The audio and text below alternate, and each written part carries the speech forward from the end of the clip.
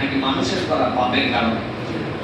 এখানে দুটো বিষয় আমাদের কাছে আছে। একটা আপনারা জানেন, গত পরশুদিন ভেনেজুয়েলাতে যে ভূমিকম্প হয়েছে, শরৎকালে ভয়াবহ ভূমিকম্প, তার 2-3 দিন আগে ঢাকাতেও একটা ভূমিকম্প হয়েছে। আমি রাত্রের খাবার ওই সময় বসে খাচ্ছিলাম। আমি যে পরিমাণ ওই সময় যে সার ভূমিকম্পের যে সার মাত্রাটা বুঝতে পেরেছি, ভয় লেগে গেছে প্রিয় ভাইরা। এরকম ভেনেজুয়েলায় যে ঘটনা ঘটছে আপনারা দেখেছেন, 7.2 আর তারপরেটা 7.5, এই আফটার শক দিয়ে পুরো ভেনেজুয়েলা শেষ হয়ে গেছে। তো একটা দৃশ্য দেখলাম, যেটা দেখার পরে বুকের ভিতরে খুব কষ্ট হচ্ছিল কালকের থেকে, যে একটা বাপ তার কোমর পর্যন্ত ঢেকে আছে, হাত দুটাও নিচে আছে। তো তাকে উদ্ধারকারীরা নিয়ে আসছে, আসার পরে তাকে উদ্ধার করার জন্য চেষ্টা করতেছে।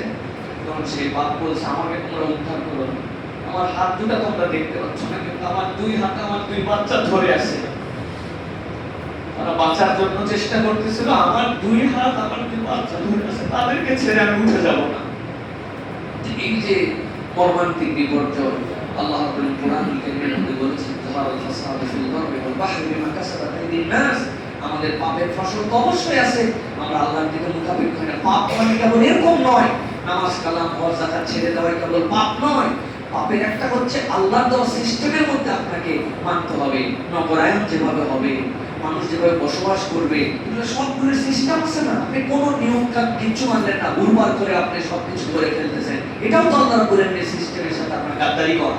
সুতরাং আমাদের যারা দায়িত্বশীল আছেন তাদেরকে বলবো, এই ঢাকাতে যদি এরকম কিছু হয়, আমাদের বাঁচার কোনো উপায় থাকবে না।